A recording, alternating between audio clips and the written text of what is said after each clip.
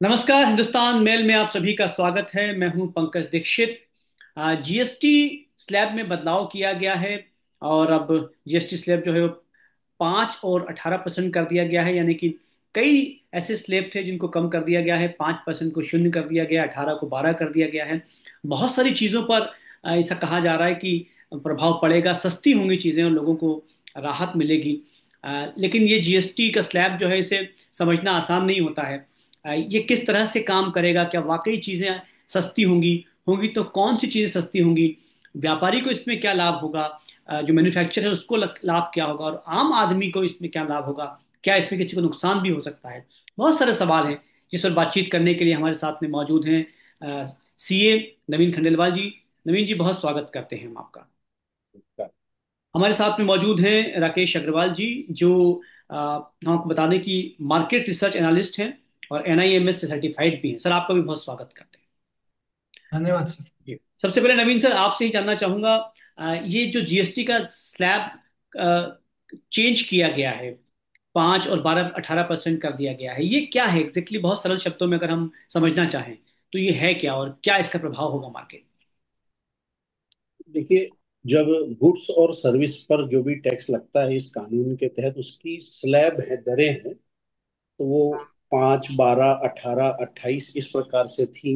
जी तो एक जो कंसेप्ट है कि one nation one market one tax और कंज्यूमर को राहत, ये सब के तहत ये समझा जा रहा था कि बहुत सारी रेट से फिर बहुत सारी दिक्कतें होती हैं जी इम्प्लीमेंटेशन में, एग्जीक्यूशन में।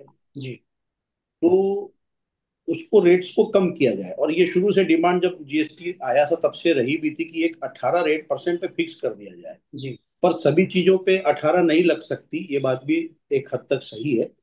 इसलिए 5 वाली रेट भी रखी गई थी। जी और ये कुछ रीशफलिंग भी हुई है, कुछ पहले 5 से 12 हुई थी, 12 से 18 हुई थी, तो वापस 18 से 5 की गई। तो अब दो रेट कर दी गई है, 5 और 18। बेसिक जी स्टैंडर्ड गुड्स की, कुछ स्पेशल जिनको बोलते हैं ना पाप वाले गुड्स, सिन गुड्स या लग्जरी चीजें, उन जी पे अलग रेट्स है। तो बेसिकली एक स्टैंडर्ड रेट 5 और 18 रह गई हैं।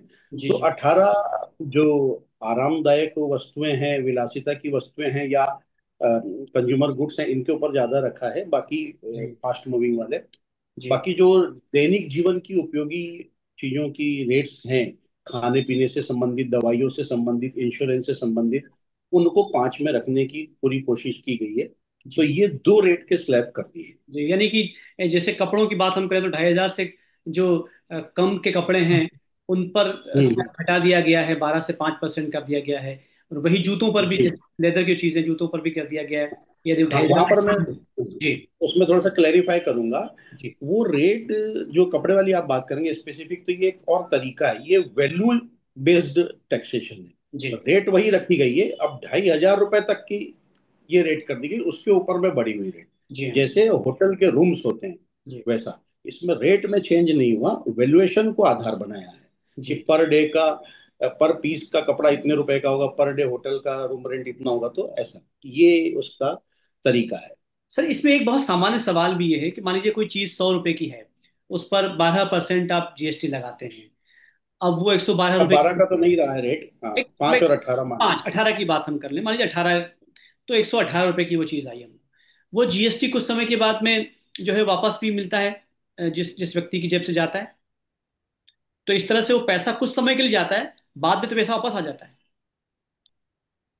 नहीं, तो मैं सामान्य ऐसा सवाल समझ है। रहा हूँ आप ये पूछना चाह रहे हैं कि जैसे मैंने 100 रुपए में कोई माल खरीदा, जी हाँ 18 रुपए जीएसटी लग के आया। जी अब उसको मैं फर्दर बेचूंगा, मैं एक व्यापारी हूँ मान लीजिए, जी। तो मैं उसे 110 रुपए में बेचूंगा, बिल्कुल। 105 रुपए में बेचूंगा। जो 18 का टैक्स पोर्शन है वो तो आवाजाही के लिए बना हुआ है, आवाजाही। मैंने पे किया है, और मैं ही उतना ही रेट कलेक्ट करूंगा। जी, बिल्कुल सही है। वही 18% से मैं कलेक्ट भी करूंगा, लेकिन मैं अब 110 रुपए पे कलेक्ट करूंगा।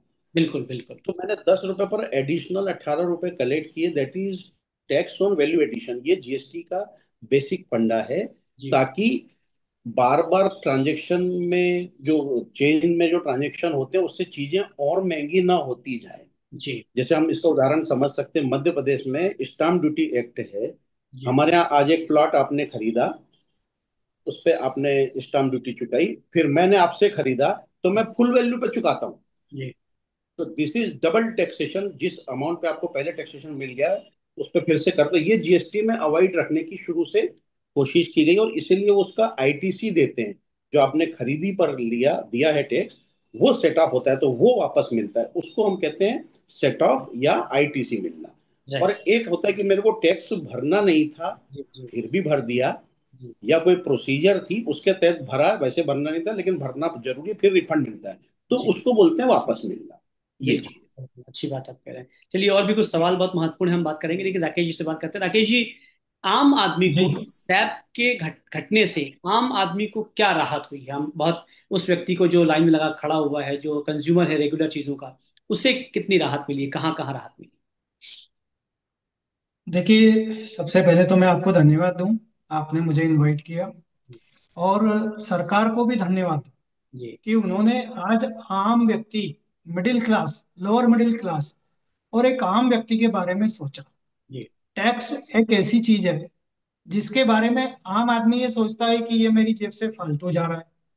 ये एक अलग बात है कि जितना टैक्स कलेक्शन होता है वो देश के विकास के लिए काम में आता है। जी पर फिर भी एक आम आदमी को जब टैक्स भरने की नौबत आती है, चाहे वो डायरेक्ट हो या इनडायरेक्ट हो, जी उसको थोड़ा दर्द होता है। जी और इसी दर्द को कम करने के लिए हमारी सरकार ने प्रयास किया है। जी विशेष रूप से जो एक भारत का आम आदमी है उसके लिए।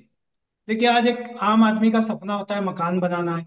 जी मकान बनाने में सबसे बड़ा पार्ट होता है सीमेंट का, जो अप्रॉक्स 20-25% होता है। जी और आज सीमेंट के रेट को अगर 18% से घटाकर, 28% से घटाकर, सॉरी, 18% किया है, तो ये जी जो 10% का बेनिफिट सीधा सीधा एक आम व्यक्ति को मिला है जिसके मकान का सपना होता है।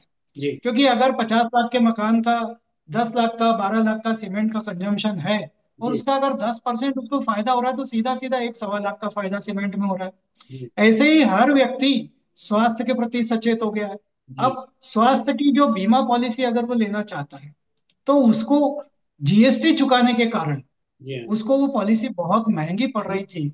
और अब हटा दिया गया। कहीं ना कहीं जी ये सारा बोझ सरकार पे पड़ता था, क्योंकि स्वास्थ्य की सेवाएं प्रदान करना सरकार की एक मूल जिम्मेदारी है। बिल्कुल। तो अब क्या होगा कि आम आदमी भी अपने स्वयं के स्वास्थ्य के प्रति सजग होकर अपनी स्वास्थ्य बीमा पॉलिसी लेगा। ऐसे अनेक चीजें, अब आप देखिए, आटा, ब्रेड, पनीर, ये तो बिल्कुल यानी गरीब से गरीब के घर में भी लगने वाली चीज है। बिल्कुल सही है। इन सबको सरकार ने फ्री किया है। जी एक आम व्यक्ति का स्कूल में जाने वाला बच्चा, जिसको अपनी लेखन सामग्री, शिक्षण सामग्री खरीदना होती थी, जी उस पर से सरकार ने बहुत बड़ा रिबेट दिया है। तो जी कुल मिलाकर देखा जाए तो ये पूरा के पूरा जो रिफॉर्म किया है, ये पूरा रिफॉर्म केवल और केवल भारत के उस व्यक्ति को, अंतिम छोर पर खड़े हुए व्यक्ति को लाभ पहुंचाने के लिए सरकार ने ये फायदे दिए हैं, जिससे निश्चित रूप से लोगों को बचत होगी और जी। वो बचत देश के विकास में काम आएगी। चलिए, एक सवाल और बनता है राकेश जी कि कारण क्या है इतना समय, क्योंकि इस पे पहले लंबे समय से डिस्कशन हो रहा है, कई सालों से ये स्लैब लागू भी कर दिया गया, अब जाकर जो है इसमें राहत दी गई। ये पहले भी डिमांड होती रही थी, ये इतनी जी, देर करने का कारण क्या रहा? देखिए, इसके लिए थोड़ा इतिहास में जाना पड़ेगा। जब हमारे यहाँ सेल्स टैक्स था, जी अक्सर ऐसा कहा जाता था कि सेल टैक्स की चोरी होती है। जी फिर सेल टैक्स को हटाकर वेट टैक्स किया गया, उसमें भी ये कहा गया कि वेट की चोरी होती है।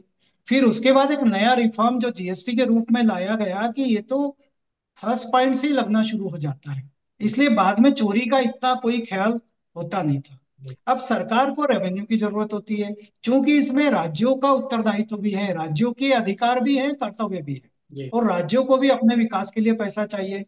जब जीएसटी आया, तब सरकार का लक्ष्य था 1 लाख करोड़ का रेवेन्यू प्राप्त करना। प्राप्त करना। आज देखिए, पिछले साल, पिछले महीने का अगस्त का रेवेन्यू अगर आप देखेंगे, 1.86 लाख करोड़ का है।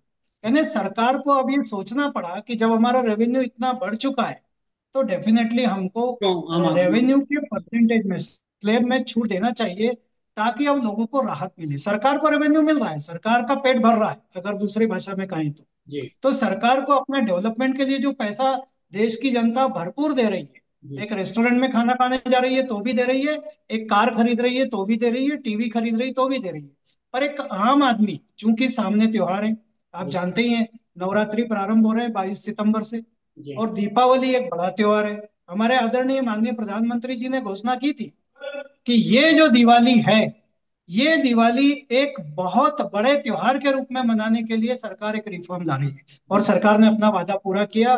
22 सितंबर से सरकार इन टैक्स रिबेट को लागू कर रही है। जो सरकार के द्वारा छूट दी गई है, टीवी में दी गई, छोटी कार में दी गई, मोटरसाइकिल में दी गई, खाने पीने की चीजों में दी गई, किताब कॉपियों में दी गई, इंश्योरेंस सेक्टर में दी गई, ऐसे अनेक सेक्टर में जिसमें आम आदमी जुड़ा हुआ है, जी। उसका फायदा होगा। और चूंकि आम आदमी के पास पैसा बचेगा, तो उस पैसे को दो जगह वो कर सकता है, या तो वो खर्च बढ़ाए या वो सेविंग करे। अगर सेविंग करेगा तो देश की अर्थव्यवस्था मजबूत होगी। अगर वो खर्च करेगा तो इंडस्ट्रियल ग्रोथ होगा, रोजगार बढ़ेगा। और एक बेसिक थ्योरी है दुनिया भर में, अगर रोजगार के साधन बढ़ते हैं तो क्राइम रेट अपने आप कम होता है, क्योंकि लोग काम धंधे में लग जाते हैं। तो सरकार का एक दूरगामी सोच है, और सरकार अपने लक्ष्य की ओर धीरे धीरे बढ़ रही है।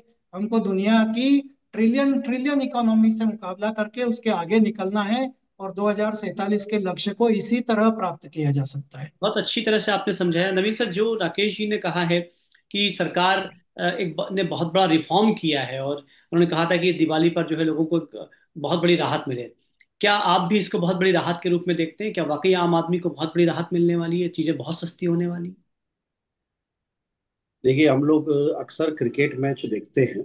जी। तो जब बॉल डालता है ना स्पिनर, फ्लाइटेड बॉल आती है और एकदम स्टंप पर आती है, कब स्विंग होगी और कब स्पिन होगी पता नहीं। तो बिल्कुल। जब बॉल अभी तो इन्होंने हाथ घुमाया है, जी। बॉल फेंकी है, जी। हाथ ऊपर आया है, बॉल हाथ से छूट रही है, और फिर स्विंग पैर भी होगी या आउट क्रीज स्विंग के पता नहीं। बाहर नहीं दिख रहा है। तो जी। नो बॉल तो नहीं है। जी। एक चीज जी। क्या होता है कि जीएसटी कंजम्पशन बेस्ड उपभोक्ता वाला टैक्स है। जी। तो इसका सीधा संबंध उपभोक्ता से है। तो उसमें ध्यान क्या रखा गया है कि जो उपभोक्ता यूज कर रहा है चीजें, उनकी रेट कम की जाए ताकि उस पर बोझ कम आए। जी। क्योंकि ये बहुत मंचों से कहा गया कि दिन भर की 50 आइटम यूज करता है, तो उसमें से उन 50 आइटम पर जीएसटी है ना। तो उसमें रेट कम होने से सीधा फर्क उनको पड़ेगा। जी। ये एक बहुत बड़ी अच्छी सोच। तो अच्छी सोच के साथ गेंद डाली जा रही है, जी। लेकिन हमने विकेट हाँ। कीपर, हवा आजू का बाजू रुख के किस तय फील्डर करे। कैसे रखे हैं। मतलब हमारी जो ब्यूरोक्रेसी है जी। उसको सही मायने में इम्प्लीमेंट करने में सहयोग करेगी। जी।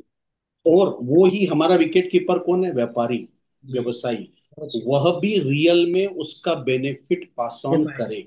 जी। ये उसकी मानसिकता बननी चाहिए। एंटी प्रॉफिटरिंग के कंसेप्ट पहले थे, अब वो ऑलमोस्ट खत्म हो चुके हैं। जी। इसमें एक बड़ा पॉइंट आएगा।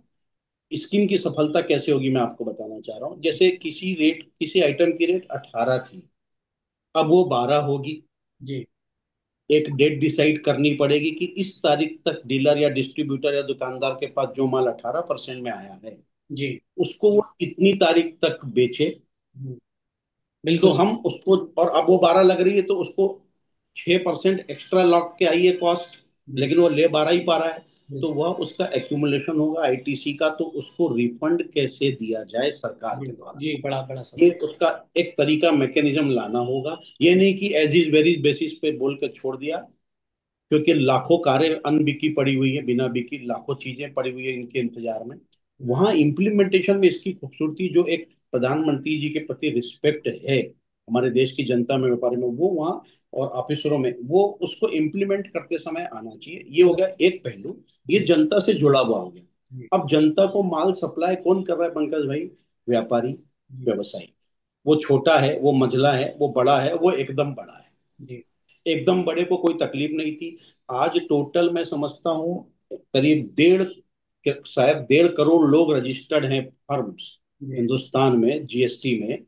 उसमें 90% लोग छोटे हैं, जी। और वो मात्र 12% टैक्स दे रहे हैं टोटल जीएसटी का। जी। ठीक है।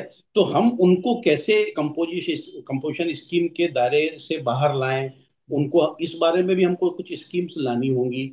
और छोटे व्यापारियों को जितना कम कंप्लायंस के बोझ से, मतलब कम कंप्लायंस रखा जाए, बोझ से मुक्त किया जाए। जो भी बेंगलोर कर्नाटक में जो कांड हुआ कि लोगों ने विरोध किया, जी। उन बातों को ध्यान में रख के इसका सही इम्प्लीमेंटेशन होना चाहिए। और आने वाले समय में व्यक्ति वैल्यू एडिशन पर ही टैक्स भरे, और उसको आईटीसी जो मिलनी है, जिसको बोल के हम लाए थे जीएसटी कि जी कैस्केडिंग इफेक्ट दूर करेंगे, वैल्यू एडिशन पे लगेगा, वो सही मायने में हो। टैक्स रेट करना कम एक अपना अच्छा विचार और अच्छा काम है, क्योंकि वो कंजम्पशन वाली बात है। लेकिन कंप्लायंस भी अगर आपने कम करा तो व्यक्ति चोरी चकारी से बचेगा। रेट को आपने संतुलित कर दिया है, आईटीसी को भी आप सही करेंगे, तो ये जो 5,000 करोड़ 10,000 करोड़ के जो फेक इनवाइस के मैटर आ रहे हैं, ये सब धीरे धीरे बंद हो जाएंगे। और वही अल्टीमेट लक्ष्य होना चाहिए, और वही हमारे आदरणीय जी प्रधानमंत्री जी का टारगेट है कि डिजिटल इंडिया हो, साफ सुथरा व्यवसाय हो, तब हो जाएगा। अभी इन्होंने शुरुआत कर दी है। जी अब हमारी जनता, हमारे व्यापारी मिलकर कैसे उस बॉल से बैटिंग करते हैं, जी। 2 रन लेते हैं, 1 रन लेते हैं, चौका मारते हैं, छक्का मारते हैं, ये देखने की बात है। बहुत अच्छी बात। तो अच्छी तरह से आपने इसको क्रिकेट को कंपेयर करके समझाया है। एक अगला सवाल जी आता है, जो कुछ मार्केट एक्सपर्ट से हमारी बातचीत हुई है, उनके अनुसार ठीक है, आपने जीएसटी स्लैब में काफी कुछ चेंजेस कर दिया, और आप जैसा आप दोनों बता भी रहे हैं कि बहुत कुछ बदलाव होने वाला है। इम्प्लीमेंटेशन बहुत महत्वपूर्ण रहेगा कि वो कैसे किया जाता है। लेकिन कल को जो मैन्युफैक्चरर है, जो प्रोड्यूसर है, जो चीज का निर्माण कर रहा है, बना रहा है, उस पर प्राइस कंट्रोल नहीं है। वो आज कोई चीज अगर 100 रुपए की रखता है, कल से वो 110 रुपए की कर देता है। इस पर कोई कंट्रोल नहीं, वो खुद वो मुक्त है। क्या भविष्य में ऐसा भी हो सकता है कि मैन्युफैक्चरर जो है वो चीजों को अपने नुकसान को कम करने के लिए प्राइस बढ़ा दे? तब फिर कोई मतलब नहीं रहेगा, आम आदमी तो वही चीजें महंगी पे वहां तक पहुंचेंगी। नवीन जी। देखिए, एक तो क्या है, आम आदमी की, मैं थोड़ा सा टॉपिक से रिलेटेड बात ही कर रहा हूँ कि आम आदमी की परिभाषा अब हमारे यहाँ स्पष्ट रही नहीं। जी अब जैसे छोटी कार खरीदने वाला आम आदमी तो होता नहीं है। जी। भारत का 140 करोड़ में से मैं समझता हूँ कि 100 करोड़ लोग तो कार खरीदने की ताकत बिल्कुल ही नहीं रखते हैं। बिल्कुल है ना? तो आम आदमी की डेफिनेशन भी हम समझे, कितने लोग रेस्टोरेंट में खाना खाते हैं, कितने लोग 32 इंच का टीवी लेते हैं, वो ले लेते हैं लोन लेके, वो बात अलग है ना? बिल्कुल। उनकी आर्थिक परिस्थिति ट्रबल है या वैसी नहीं? नहीं रहती है। बिल्कुल। तो हमको पहले ये समझना होगा कि हम आम आदमी की डेफिनेशन में क्या चीज लाएं, क्या रेखा। चीज नहीं लाएं। क्योंकि हर छोटा व्यक्ति जो वोट दे रहा है, जी जो 21 साल का है, वोट दे रहा है, उसको ध्यान में रख के काम होना चाहिए। बिल्कुल बिल्कुल। न कि सिर्फ कंज्यूमर बेस्ड। ये तो रेट का सबसे बड़ा जरूरी काम था, ये तो किया ही है। लेकिन अब जो मैन्युफैक्चरर की आप बात कर रहे हैं, अब इसमें क्या होता है, देखिए, रेस्टोरेंट सर्विस में 14 नवंबर 2017 को अचानक से नोटिफिकेशन आया कि कल से बिना आईटीसी के आपको रेट 5% करना, और 18% की रेट खत्म। जी है ना? ये अभी आपको 10 दिन 12 दिन 15 दिन पहले बता दिया, आज बिल्कुल 22 तारीख से चीज होगी। बिल्कुल। लेकिन ये एक कंसेप्ट मैंने वही बताया आपको मैंने कि इम्प्लीमेंटेशन। आज अगर कोई मैन्युफैक्चरर कोई चीज 50 रुपए की बना के बेच रहा है, वो डिफरेंस ऑफ जो रेट रिडक्शन में उसको कवर अप करने के लिए प्राइस बढ़ाता है, जी तो वह एंटी प्रॉफिटरिंग में आता है। उसका मैकेनिज्म, उसके ऊपर पूरा एक सिस्टम गवर्नमेंट को एसओपी लाके करना ही पड़ेगा कि ये नहीं कर सकते हैं। आज जो बिल्डरों को परेशानी आ रही, बिल्डरों द्वारा परेशानी पहले दी गई, तो 1 और 5% की जो रेट आई, वो इसलिए आई कि बिल्डरों ने पास ऑन नहीं किया था बेनिफिट बिल्कुल। Customer customer. को। तो कस्टमर को बेनिफिट पास ऑन करने का मैकेनिज्म लाना पड़ेगा, वो इंश्योर करना पड़ेगा। उसमें category wise, industry wise, segment wise देखना पड़ेगा कि आपको इस लेवल पे जाके, जैसे ये इसमें आया था रेस्टोरेंट में 7.56% का फायदा हुआ था जी रेट रिडक्शन की वजह से, तो उतने से प्राइस कम करनी थी। तो जी। लोगों ने क्या करा, रेस्टोरेंट में 200 रुपए का बटर पनीर मसाला था, तो उसको 214 रुपए का कर दिया। बढ़ा दिया। वही तो वही। That much only they were recovering from the customer. बिल्कुल बिल्कुल, तो वहां यही कहा। उद्देश्य पूरा नहीं हुआ। बिल्कुल। तो थोड़ा सा जागरूकता कंज्यूमर की भी, जी और थोड़ा सा इसमें सरकारी मशीनरी का सहयोग, और कुछ नई जो एसओपी ये लाते हैं उसके थ्रू ये करना पड़ेगा। जी। और उस आदमी को भी ये समझना पड़ेगा कि अनलेस एंड अनटिल मेरे रॉ मटेरियल की कॉस्ट बढ़ गई है, बिल्कुल। मैं नहीं प्राइस बढ़ाऊं, बहुत अच्छी बात है क्योंकि वो राकेश जी। साफ दिखेगा। जी जी बिल्कुल सही बात। राकेश जी, बहुत महत्वपूर्ण बात नवीन जी ने उठाई है, और ये उसका कि यदि आप कंट्रोल ही नहीं है उसका, तो कैसे फिर चीजें कुछ समय के बाद में वही दरें बढ़ जाएंगी, आम आदमी की जेब में वही बोझ पड़ने वाला है। कंट्रोलिंग सिस्टम क्या होना चाहिए? सर ने कहा कि ठीक है, एक जो है आम आदमी को भी जागरूक होना होगा, कंज्यूमर को जागरूक होना होगा, सरकार की निगरानी भी बहुत जरूरी है। क्या और कोई तरीका हो सकता है कि जो इम्प्लीमेंटेशन है उस पर बहुत कड़ाई से पालन किया जाए? नहीं, निश्चित रूप से जो नवीन जी ने कहा बड़ी टेक्निकल बातें हैं। और टेक्निकली वो चीजें उन्होंने एग्जाम्पल के द्वारा समझाई भी, बताई भी, कि किस तरह बिल्डरों ने या रेस्टोरेंट वालों ने किस तरह से अपने प्रॉफिट को बढ़ाने के लिए ये सब कुछ किया। नो डाउट सरकार जब रिफॉर्म करने के लिए आगे बढ़ती है तो सरकार के पास भी ये सब सूचनाएं होती है, जी। और सरकार के अंदर बैठे हुए लोग रिफॉर्म करने से पहले बहुत सारी चीजों पर विचार भी करते क्या करते हैं। हैं। ऐसा नहीं कि सरकार ने केवल स्लैब डिक्लेयर कर दी और सब कुछ हो जाएगा। सरकार को भी पता है, जी। और ये बातें कल से मीडिया में भी उठी है, प्रिंट मीडिया में, इलेक्ट्रॉनिक मीडिया में भी उठी है, कि इसके इम्प्लीमेंटेशन के लिए और पास ऑन करने के लिए, आज तो आपने शायद माननीय पीयूष गोयल जी का बयान सुना भी होगा, जिन्होंने साफ साफ कहा है कि ये जो कुछ रिबेट सरकार दे रही है, ये एक आम उपभोक्ता तक पास ऑन होना चाहिए। जी। ये सरकार के पास विचार भी है, और सरकार के पास कहीं ना कहीं इसके कुछ ना कुछ इनपुट। प्रावधान भी होंगे जो सरकार निश्चित रूप से या अंतरिम रूप से लागू भी करेगी। जी। जी। तो निश्चित रूप से सरकार को ये बात पता है कि कई बार ऐसा होता है कि जो सरकार चाहती है वो देश की आम जनता तक नहीं पहुंच पाती है, तो उसको कैसे लागू करना। सबसे तो आज महत्व। चूंकि पीयूष गोयल जी के बयान को अगर हम देखेंगे तो हमें ये बहुत आसानी से समझ में आ जाएगा कि सरकार इसके लिए सचेत है, और सरकार इसके लिए भी जरूर कुछ ना कुछ करेगी। एमआरपी बढ़ा देना, जैसे कुछ चीजों पर सरकार ने कहा था, कल के जीएसटी काउंसिल की बैठक के बाद जो माननीय सीतारमन जी का जो बयान आया उसमें, कि हम कुछ चीजों पर जीएसटी एमआरपी पे लगाएंगे। अच्छा। यानी सरकार की बात को अगर आप ध्यान से सुनेंगे तो ये एक लाइन बड़ी महत्वपूर्ण है, जी। कि 100 रुपए की चीज पे 10 रुपए कम हुए और एमआरपी उसकी 110 कर दोगे, तो उपभोक्ता की जेब पे तो वही बोझ बिल्कुल। पड़ेगा। बिल्कुल। तो आप अगर माननीय वित्त मंत्री जी के बयान की उस एक लाइन को समझेंगे तो सरकार ने कुछ बातों में ये भी कहा है कि अगर ऐसा होगा तो हम एमआरपी पे लाएंगे, जी। ताकि आपको चुकाना पड़े। तो बिल्कुल। यहाँ कहीं ना कहीं सरकार रिफॉर्म में कुछ ना कुछ अपने ऐसे प्रयोग भी करेगी जो आम जनता तक ये पहुंचे। और नो डाउट जब कुछ अच्छा आता है, आप जानते हैं गेहूं में कुछ कंकर होते हैं, जी। उन्हें बीनना पड़ता है। जी। वो जी। सरकार के पास ये सारे रिफॉर्म को सेट करना, लोगों तक पहुंचाना, जी। सबसे बड़ी बात तो ये है कि हम खुले दिल से इस बात का स्वागत करें। क्या समस्याएं आएंगी जीएसटी काउंसिल में, फिर वो बातें जाएंगी सरकार के पास, फिर वो बातें जाएंगी यही शायद माननीय नवीन प्रोसेस जी है कि हम जैसे। एक एंड एंड तक पहुंचते हैं। अच्छी बात कह रहे हैं। Yes yes yes. तो राकेश जी। मेरा ये है जी। कि जी। नवीन जी जैसे जो बुद्धिजीवी लोग हैं, पढ़े लिखे, जो चार्टर्ड अकाउंटेंट लॉबी तो सबसे ज्यादा इस बात को फोकस करती है, देखती है, तो आपकी ओर से भी सरकार को लगातार पत्र लिखे जाने चाहिए कि इन पे सुधार होने चाहिए। बिल्कुल सही। बिल्कुल, मैं लगातार इस पे लिखता रहा हूँ राकेश भाई। और जैसे मेरा रियल इस्टेट मेरा बड़ा प्रिय सब्जेक्ट रहा है, तो जैसे जॉइंट डेवलपमेंट एग्रीमेंट में बहुत गलतफहमी होने की वजह से गलत टैक्स भरवाए जा रहे हैं जो बाद में रिफंड देने होंगे सरकार को। तो उसके लिए मैंने हम्म। काउंसिल को डायरेक्ट लिखा, कंसर्न सेक्रेटरीट में भी लिखा, और अभी भी जी मैं लगातार फेसबुक पर, उसको पेपरों में लिख भी रहा हूँ कि ये चीज, जी। क्योंकि देखिए ये जो सरकार अभी काम कर रही है ना, इसकी मंशा क्लियर है, मैं अच्छा पैसा रिकवर करूं और उसको विकास में लगाऊं ताकि जी। देश का भला हो।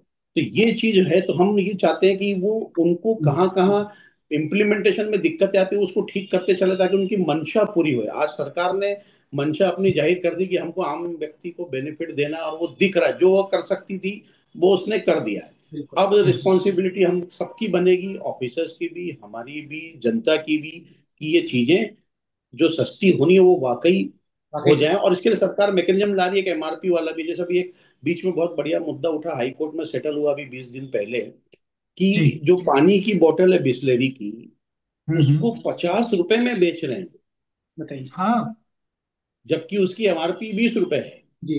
हाँ सवाल वही है ना कि है प्राइस ना? पे कंट्रोल ही नहीं है। हाँ, तो उसके बाद में हाँ, भी वो फिर उस करना पे पड़ेगा। जीएस सर्विस चार्ज भी ले रहे हैं। तो ये सब मुद्दे जाते हैं, तो सरकार भी, आप देखेंगे कि इसमें जो और भी, ये तो हो गई जो चीजें सस्ती करने वाला पहलू, और भी जो प्रोसीजरल चीजें वो सही कर रही है सरकार, उसमें ला रही है प्रस्ताव। हम्म। उसमें ये चीजें दिखने में आ रही है कि कोर्ट के डिसीजन से उपजी हुई कुछ चीजें मिली है सरकार को कि यहाँ ठीक होना चाहिए, तो जी। वो कदम भी वो उठा रही है। जो मैं चाह रहा था बेसिकली कि आए, तो वो इसमें हुआ है। जी। प्रोसीजरल इसमें भी काफी टेक्निकल सब्जेक्ट है जीएसटी, जी। तो वो उसमें भी सुधार करने की कोशिश कर रहे हैं, ताकि उससे अल्टीमेटली इम्प्लीमेंटेशन सही हो जाएगा। एक्सपोर्ट को प्रॉपर डिफाइन कर रहे हैं, इंटरमीडियरी को डिफाइन कर रहे हैं, डिस्काउंट जो देते हैं बिल में उस पर जीएसटी कैसे वाकई में नहीं लगना चाहिए उसको क्लैरिटी दे रहे हैं। तो ये अच्छा चल रहा है, और आने वाले समय अब मुझे लग रहा है सरकार, ये बदल देखिए रही है।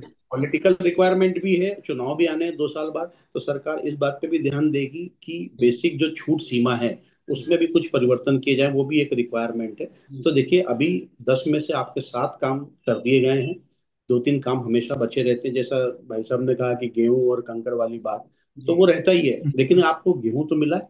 जी अभी जी। दिक्कत आ रही थी कि गेहूं नहीं था घर में, अब ये गेहूं आया तो इसको प्रॉपर बना के खाएं, हाँ, पकाएं, बहुत और अच्छी। सरकार के साथ चलें और उन तक पहुंचाएं। हम जैसे बुद्धिजीवी लोग बिल्कुल।